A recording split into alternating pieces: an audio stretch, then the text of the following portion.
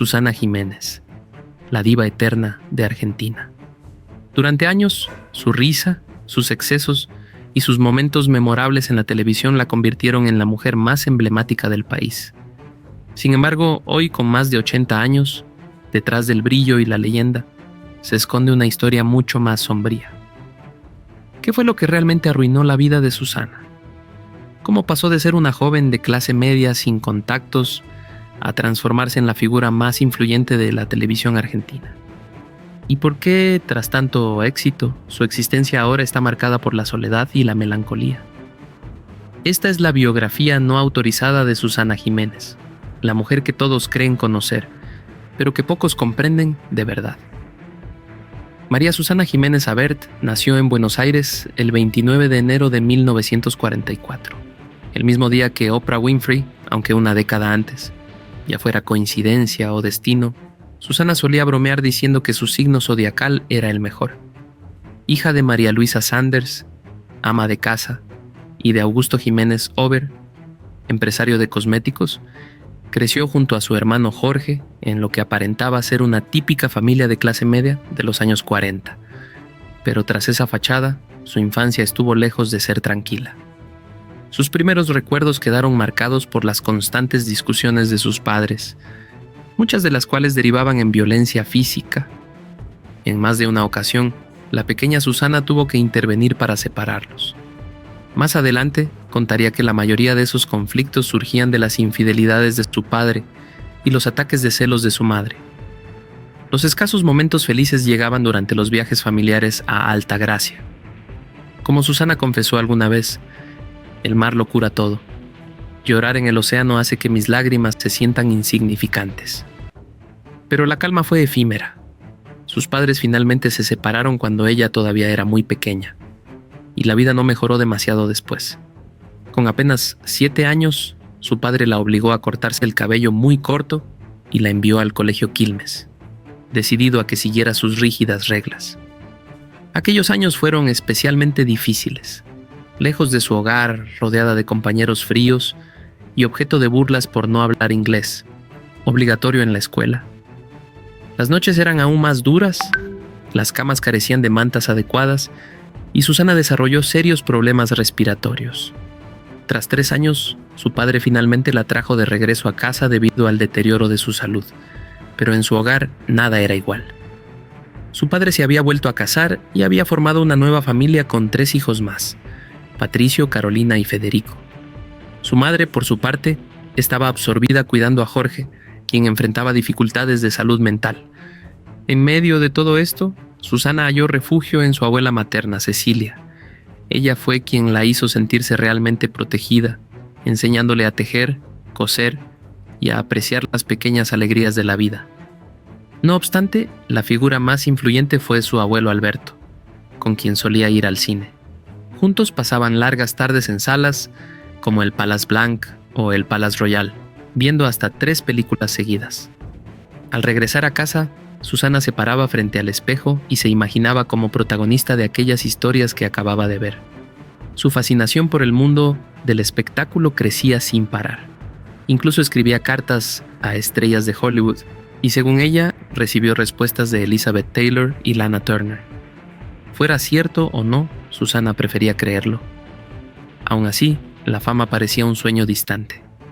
Sin lazos familiares en la industria del espectáculo, Susana se resignó, al menos por un tiempo, a vivir una adolescencia convencional, asistiendo a la escuela y llevando la rutina de cualquier chica de su generación. Con apenas 15 años, Susana conoció a Mario Sarabayraus, un estudiante de Derecho 6 años mayor que tocaba en una banda en el café Airy Point de Palermo, un lugar de moda donde se encontraban políticos, empresarios, artistas y jóvenes inquietos. Para Susana, él era el hombre más atractivo del país, aunque proviniera de la pobreza y enfrentara dificultades económicas. El romance floreció con rapidez y comenzaron a salir juntos. En 1962, todavía menor de edad, Susana descubrió que estaba embarazada. En aquel entonces, la sociedad podía pasar por alto las relaciones de hombres con menores, pero tener un hijo fuera del matrimonio era considerado imperdonable. Así que la joven pareja se casó y el 20 de octubre nació su hija, Mercedes Sarah Rose. Sin embargo, la vida conyugal pronto se tornó amarga. Mario era violento y ofrecía escaso apoyo en la crianza de la niña. Para 1964, Susana ya había alcanzado su límite. A pesar del estigma que rodeaba al divorcio, en una sociedad que prefería ver a una esposa soportar maltratos antes que separarse, ella optó por su libertad. Empezar de cero no fue sencillo. Susana comenzó a trabajar en la fábrica de su padre para mantener a Mercedes mientras estudiaba para ser maestra. Se graduó con honores, aunque nunca ejerció la profesión. Algo más grande la esperaba. En 1966, la tragedia golpeó a su familia. Su hermano Jorge, tras años de tratamiento psiquiátrico, se quitó la vida. Apenas unos meses después falleció su madre, dejando a Susana destrozada. Para 1967, estaba sumida en el dolor, con problemas económicos y sin empleo.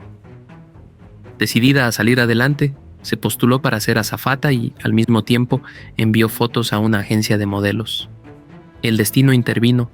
Ese mismo día recibió 2 telegramas, uno ofreciéndole el puesto en Aerolíneas Argentinas y otro invitándola a modelar. Fue un momento decisivo. Susana eligió el modelaje. Esa sola elección transformaría su vida.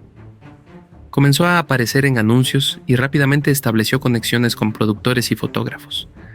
El networking le abrió las puertas a comerciales televisivos y producciones para revistas. Aceptaba cada oportunidad, no por ambición al principio, sino porque necesitaba el dinero para criar a su hija. Poco después se incorporó a la agencia publicitaria Lowe como parte de su equipo de talentos. Durante una de sus sesiones conoció a Héctor Caballero, un joven publicista que se convertiría en su segundo gran amor. Más adelante, él sería uno de los productores más influyentes de Argentina, incluso responsable de traer a Michael Jackson a presentarse en Buenos Aires.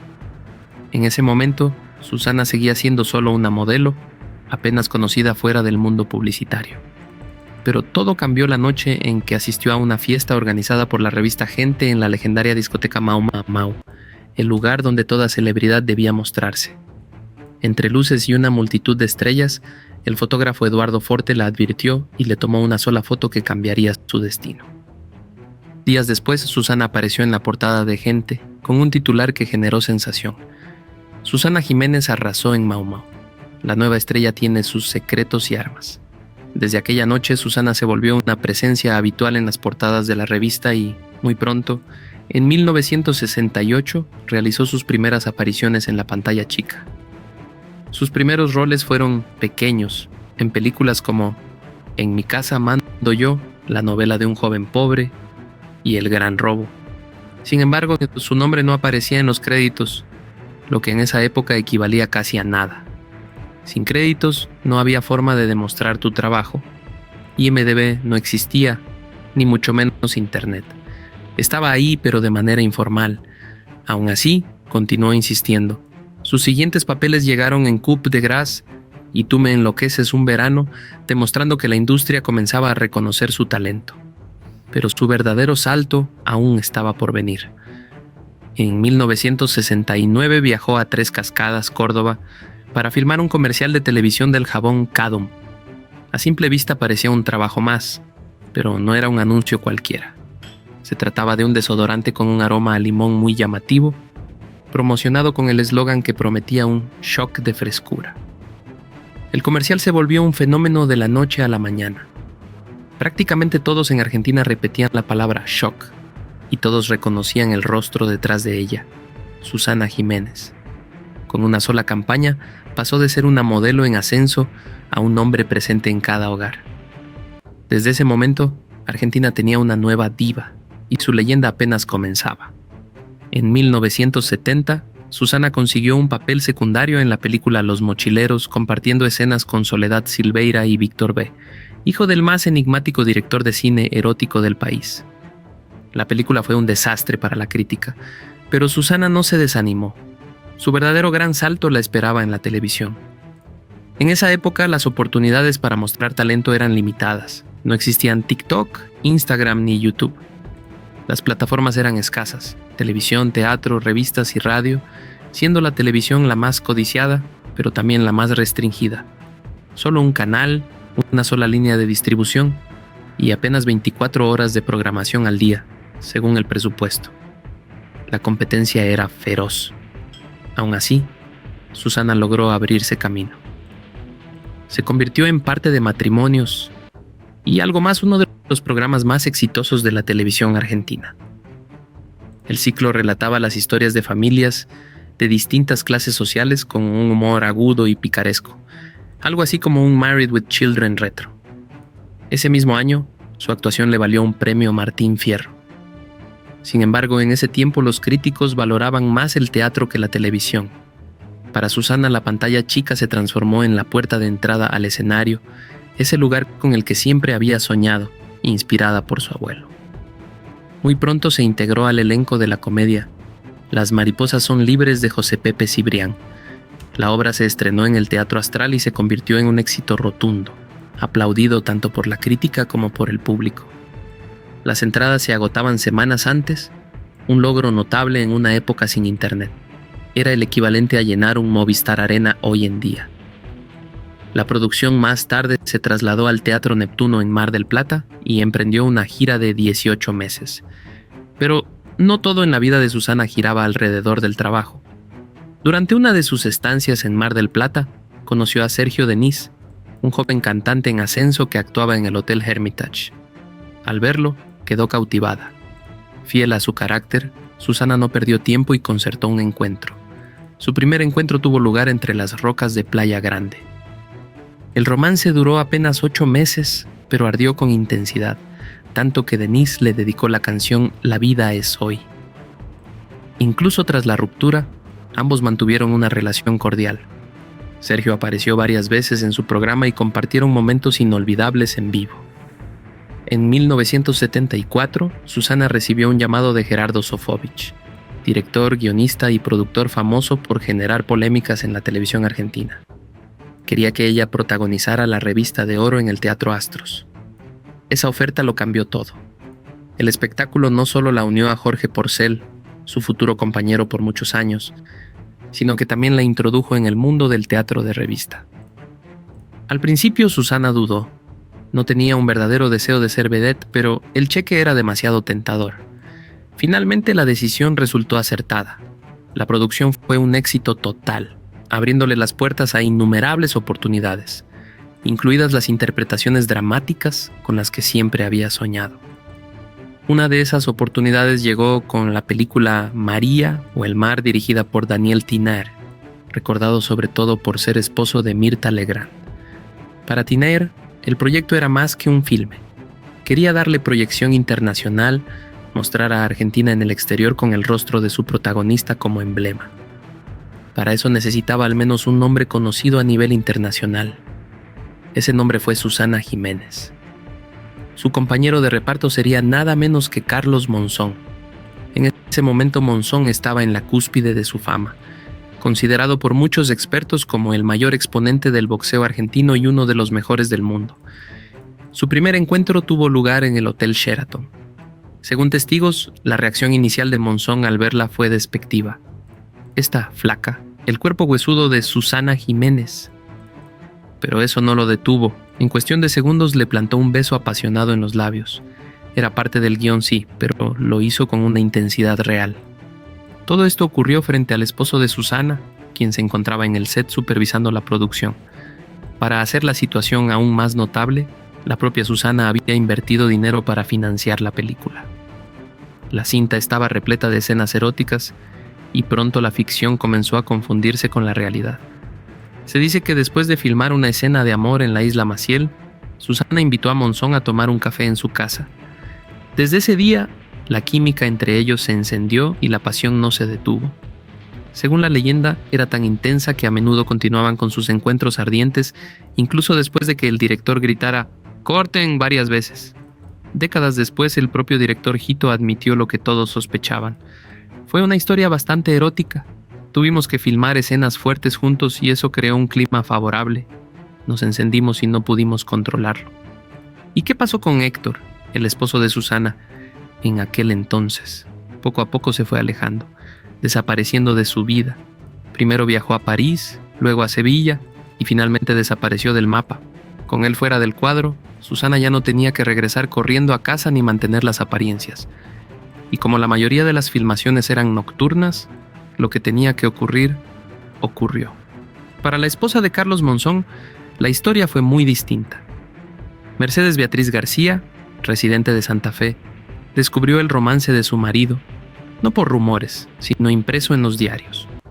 Carlos y Susana se habían convertido en la pareja más fotografiada del momento, y su relación fue bautizada como la historia de amor del año. Con el feminismo aún lejos de ser masivo, Mercedes decidió actuar por sí misma. El primer enfrentamiento se produjo en el estreno de la película, el 8 de agosto de 1974, en el cine Atlas. Mercedes aguardó afuera, encaró a Susana y la golpeó repetidamente. Antes de irse le advirtió: es solo el comienzo. La próxima vez te disparo en la cabeza. No fue sorpresa que el matrimonio de Monzón terminara poco después.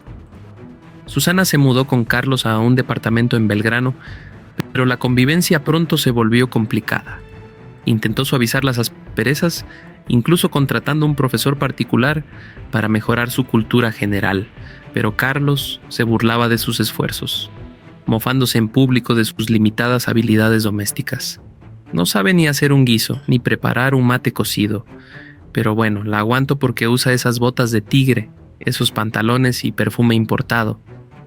A pesar de su lengua afilosa, Susana lo defendió más de una vez. Podrá no saber cocinar ni limpiar, pero sabe de cultura, es cuestión de gustos. Estuvieron juntos 4 años, pero la relación terminó desmoronándose bajo el peso de la violencia. Una vez Susana apareció en público con un ojo morado, aunque dijo que se había golpeado con un mueble. Para 1978, tras el estreno de La segunda mujer, finalmente dijo: basta, y se alejó de Carlos Monzón, cerrando un capítulo de amor tan ardiente como destructivo. Pero la historia de Susana con Monzón no fue el final de sus aventuras. A mediados de los años 70, mientras aún estaba vinculada al boxeador, se sumó a la obra Estrellas en el Mar en Mar del Plata, junto al cantante Cacho Castaña. La química entre ellos fue inmediata. En los camarines, Cacho la besó y desde entonces comenzó un romance secreto. Una noche, mientras estaban juntos en la casa de Susana, los perros empezaron a ladrar furiosamente. Un bailarín que estaba allí subió corriendo y gritó: ¡rápido, viene Monzón!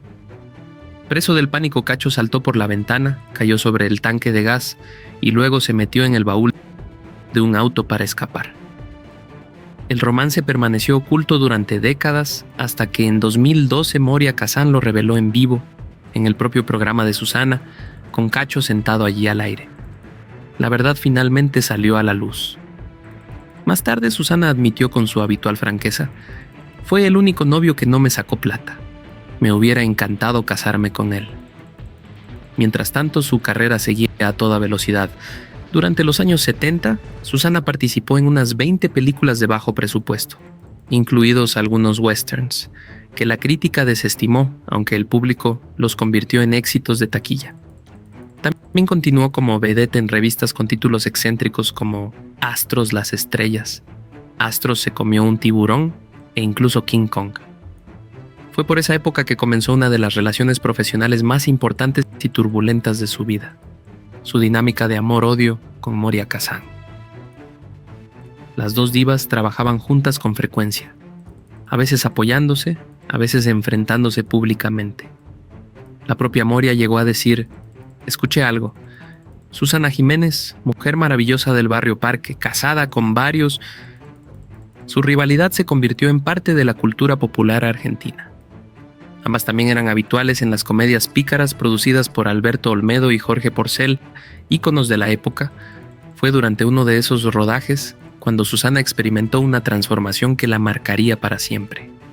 Planeaba mantener su cabello colorado, pero cuando el colorista no logró dar con el tono, terminó dejándolo rubio platinado. Lo que parecía un error se transformó en destino.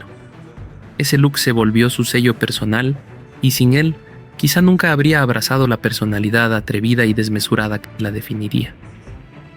En 1980, tras 7 años alejada de la pantalla chica, Susana regresó con Alberto y Susana a un programa semanal en Canal 13 junto a Alberto Olmedo.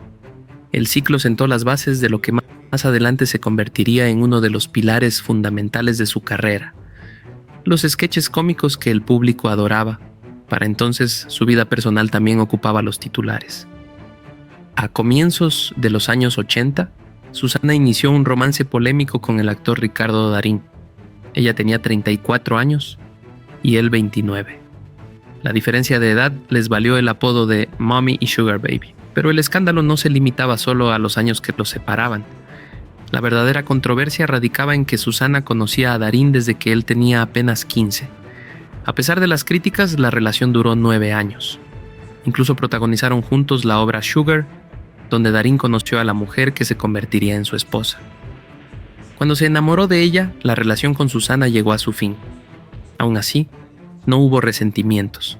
Se despidieron en buenos términos, manteniendo un vínculo afectuoso y lo que ellos mismos describieron como una especie de familia extendida. En 1985, Susana rompió esquemas al posar desnuda para Playboy, convirtiéndose en la primera argentina en aparecer en la portada de la edición nacional de la revista. Ese mismo año su fama alcanzó tal magnitud que incluso tuvo su propia muñeca estilo Barbie, que superó en ventas a la original en Argentina durante meses. Pero el verdadero punto de inflexión llegó en 1987, cuando nació Hola, Susana. El programa combinaba concursos telefónicos, en los que los espectadores podían ganar premios que cambiaban vidas, con números musicales y entrevistas a celebridades. Pronto se convirtió en un fenómeno nacional. Familias enteras permanecían pegadas al teléfono con la esperanza de que Susana los marcara y los pusiera al aire. Fue también en esa época cuando apareció su fan más devota, Lorna Irina Gemeto. Lorna, que había sufrido acoso escolar, encontraba fuerza en su sueño de algún día conocer a su ídola. Le escribió una carta a Susana y la estrella no solo la leyó, sino que la invitó a conocerla. Desde ese momento, Lorna la siguió a todas partes. Para 1990, Susana ya era considerada una de las mujeres más influyentes de Argentina y de toda América Latina. Incluso lanzó un álbum, una extensión ligera de su marca televisiva, prueba de que su nombre por sí solo podía vender. En 1991 firmó un contrato histórico con Tel por $1 millón al mes, convirtiéndose en una de las artistas mejor remuneradas del país. Ya no era solo la cara del programa. Susana era su creadora y jefa indiscutida, orquestando cada detalle.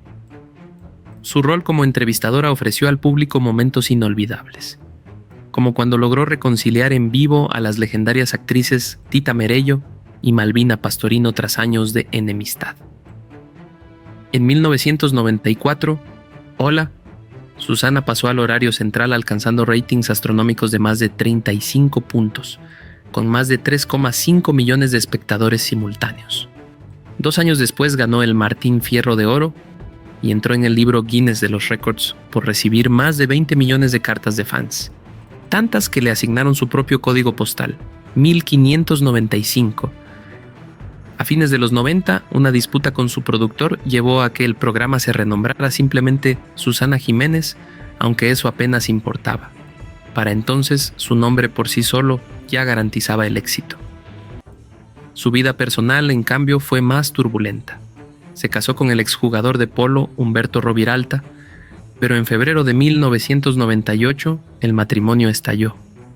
Tras regresar de Miami, Susana lo confrontó en su casa, desatándose una pelea violenta que lo dejó ensangrentado. Su hogar se convirtió en un escenario caótico con parientes, amigos e incluso su médico entrando de urgencia. Mientras tanto, Humberto mostraba sus heridas a la prensa. Susana explicó que solo se defendió arrojándole un cenicero después de que él intentara agredirla.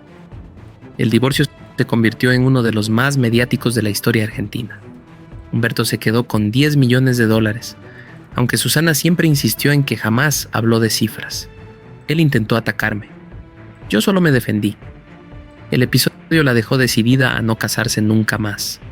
Vivir separados es la verdadera madurez del ser humano, declaró. En 2006 se alejó brevemente de la televisión para viajar y descansar, pero en 2007 regresó, atrayendo nuevamente a más de 3,5 millones de espectadores. Incluso con el paso de los años se mantuvo vigente, regalando momentos icónicos, divertidos y a veces absurdos que la mantuvieron en el centro de la escena. En 2015 volvió a sus raíces teatrales con Piel de Judas. La obra agotó entradas el mismo día de su lanzamiento y se convirtió en uno de los espectáculos más exitosos del año. Más recientemente, en junio de 2025, Susana Jiménez enfrentó una emergencia inesperada en su lujosa mansión de Uruguay que la puso en alerta. Desde hace años vive en La Mar y su gran estancia en Punta del Este, un lugar rodeado de naturaleza, silencio y pensado para la comodidad y el lujo, con su propio bosque, laguna privada y numerosos animales. Es el refugio donde la diva pasa sus días, saliendo solo de vez en cuando para cumplir compromisos profesionales, como reuniones con Telefera. Pero un día cualquiera se convirtió en fuente de angustia. Desde el interior de su enorme salón, Susana tomó su celular, encendió la cámara y documentó el contratiempo que estaba viviendo. El material llegó al programa a la tarde, donde el periodista Luis Bremer describió la escena como terribles noticias para Susana Jiménez, una situación que la sobrepasó. Ella lo está manejando con calma, pero es lo último que uno esperaría que suceda en un país tan organizado como Uruguay. La causa, un corte de luz total y repentino en su estancia. En el video se la escucha lamentarse. Estamos en una situación de emergencia total. Menos mal que había muchas velas en la casa. No sé si me va a alcanzar el tiempo para tejer, leer o abordar otras cosas. A partir de ese momento, Susana consolidó su estatus como ícono inigualable de la televisión argentina, pero detrás de los flashes y los aplausos se escondía otra realidad. La fama le permitió acumular riqueza y lujos, pero también una sensación de aislamiento. Su vida social, aunque intensa, estaba marcada por relaciones que surgían y desaparecían rápidamente, como los amores fugaces que tantas veces la habían acompañado. Durante los años siguientes, Susana alternó entre compromisos televisivos, obras teatrales y giras promocionales. Su agenda era apretada y el tiempo para la vida personal se reducía a mínimos. Sin embargo, ella siempre encontró formas de mantenerse conectada con sus seguidores, escribiéndoles cartas, recibiendo visitas en su casa y participando en programas de radio y televisión. Su relación con el público se convirtió en un vínculo casi familiar. Muchos la consideraban parte de su hogar, como una amiga que compartía sus alegrías y sus penas a través de la pantalla. A mediados de los 2000, mientras la televisión cambiaba con la llegada de nuevas generaciones y formatos, Susana decidió reinventarse. Incorporó un estilo más reflexivo y cercano en sus programas, abordando temas que hasta entonces habían sido tabú en la televisión masiva. La soledad, la violencia doméstica, la maternidad tardía y los problemas de salud mental. Estas decisiones la convirtieron en una figura más humana, capaz de mostrar vulnerabilidad sin perder su carisma ni su autoridad. A nivel familiar, Susana mantuvo un vínculo constante con su hija Mercedes, quien creció observando a su madre como un ejemplo de fuerza y determinación. Aunque la crianza no fue fácil y estuvo marcada por viajes constantes y agendas agotadoras, siempre hubo un hilo invisible que las unió, una comunicación silenciosa que trascendía la distancia. Mercedes, adulta, reconocería años después que la educación y el ejemplo de su madre fueron fundamentales para forjar su carácter y sus propias metas.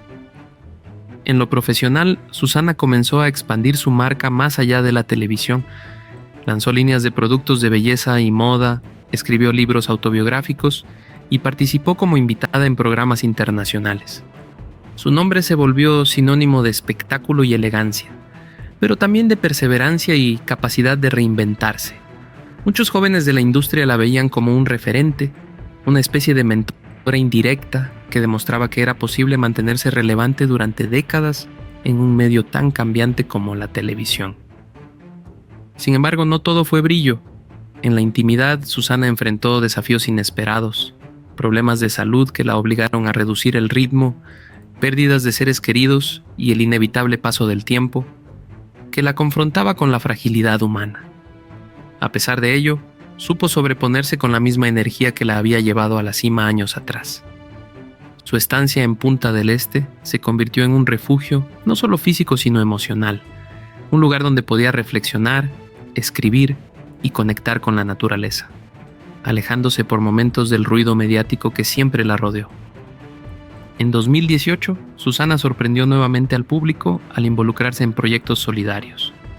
Apoyó causas de ayuda a niños y adolescentes en situación de vulnerabilidad, promovió campañas contra la violencia doméstica y participó activamente en programas de concientización sobre salud mental.